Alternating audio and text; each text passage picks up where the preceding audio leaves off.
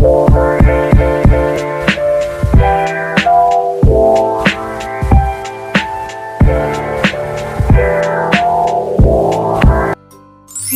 karir adalah suatu kegiatan berupa pengenalan karir yang ada di sekitar anak sekolah dasar.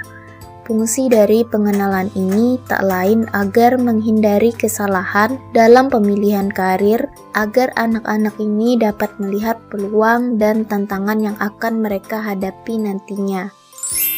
Mengapa harus ada bimbingan karir di sekolah dasar? Karena siswa biasanya ada yang tidak yakin akan memilih atau melanjutkan pendidikan di jenjang apa di masa yang akan datang.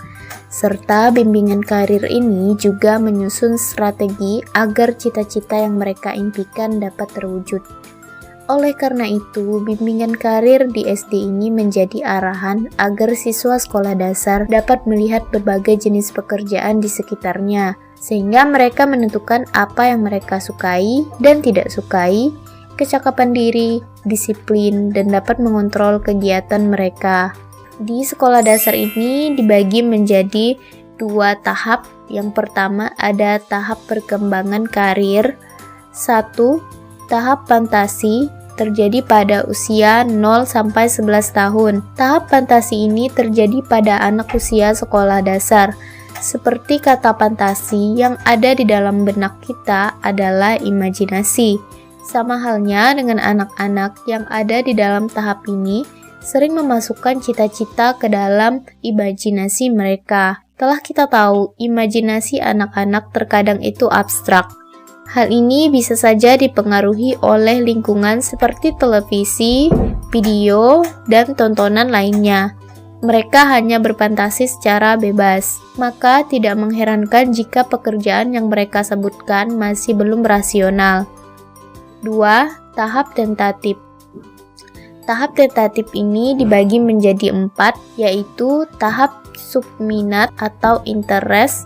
Anak mulai menyadari memiliki minat, contohnya memiliki minat di bidang seni atau di bidang olahraga. Kemudian subtahap kapasitas. Tahap tentatif ini kebanyakan diisi oleh anak usia sekolah menengah. Mereka sudah mulai menyadari bahwa mereka memiliki kemampuan yang berbeda satu sama lain. Selanjutnya, subtahap nilai. Pada tahap ini, anak sudah bisa berpikir realistis dengan melakukan berbagai eksplorasi. Hal ini diperlukan konselor untuk mengimbangi potensi yang mereka miliki agar sesuai arahan. Yang terakhir ada tahap transisi.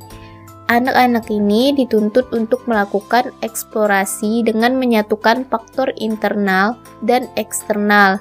Kemudian memasuki masa kristalisasi, anak harus mengambil keputusan. Selanjutnya, memasuki masa spesifikasi, anak perlu mengkhususkan keputusan tersebut secara spesifik. Misalnya, di dalam bidang pendidikan ada pekerjaan guru, apakah itu guru SD, guru SMP, atau guru SMA. Kemudian, dalam bidang kesehatan ada dokter, perawat, apoteker, dan lain-lain. Kedua, ada karakteristik perkembangan karir. Perkembangan terjadi di sepanjang hidup manusia. Perkembangan individu dipengaruhi oleh faktor pembawaan dan lingkungan. Perkembangan adalah proses yang kontinu. Perkembangan individu mencakup diferensi dan integrasi konsep diri dan persepsi tentang dunianya. Di sekolah dasar terdapat 6 teknik bimbingan karir, diantaranya dapat dibaca di tulisan video sebagai berikut. 1. Layanan dasar bimbingan. Layanan dasar bimbingan adalah membantu seluruh murid dalam mengembangkan keterampilan dasar untuk kehidupan. Fungsi layanan dasar bimbingan lebih bersifat mengembangkan karena merupakan upaya menyiapkan isi bimbingan secara sistematik bagi seluruh murid. Layanan dasar bimbingan dibagi menjadi 2, yaitu secara pribadi dan secara kelompok. Yang kedua ada layanan responsif. Isi layanan responsif adalah hal-hal yang menjadi kepedulian siswa dalam jangka pendek yang terjadi dan dirasakan saat ini yang perlu mendapat intervensi bimbingan konseling. Layanan responsif bersifat preventif dan remedial. Preventif dengan memberikan intervensi terhadap siswa agar terhindar dari pilihan yang tidak memadai atau membawa anak agar mampu menentukan pilihan pada situasi tertentu. Remedial dengan memberikan intervensi terhadap siswa yang telah memiliki pilihan yang salah atau mereka tidak mampu memecahkan masalahnya. Prioritas pemberian layanan hendaknya disesuaikan dengan kebutuhan anak. Yang ketiga, sistem perencanaan individual. Tujuan sistem perencanaan individual adalah membimbing siswa untuk merencanakan, memonitor, dan mengelola rencana pendidikan, karir, dan pengembangan sosial pribadi oleh dirinya sendiri.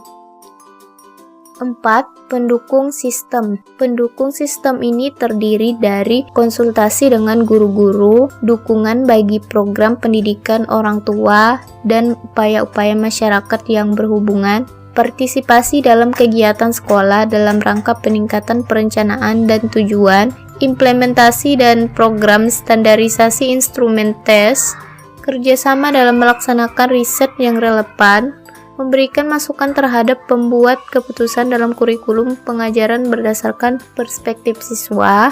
Kegiatan manajemen diperlukan untuk menjamin peluncuran program bimbingan yang bermutu. Bimbingan ini dapat dilihat secara makro dan mikro.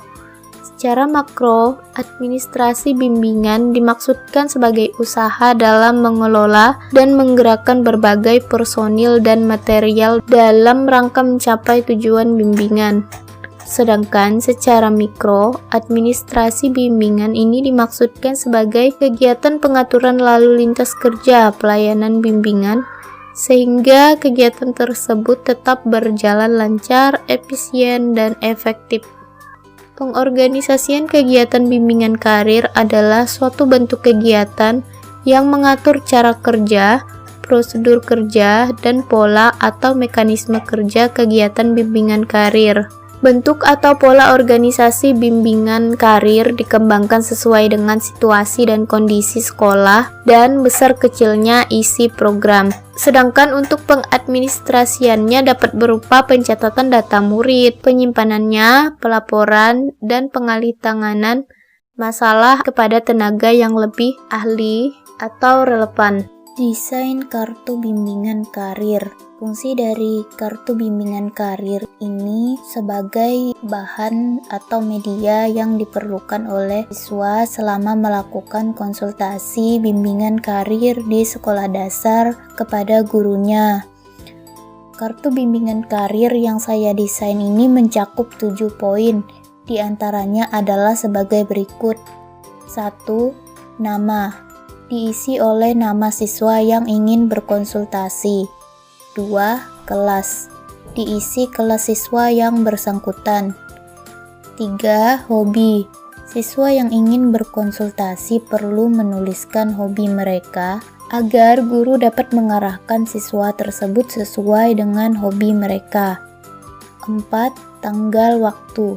Diisi saat berkonsultasi. 5. Aktivitas.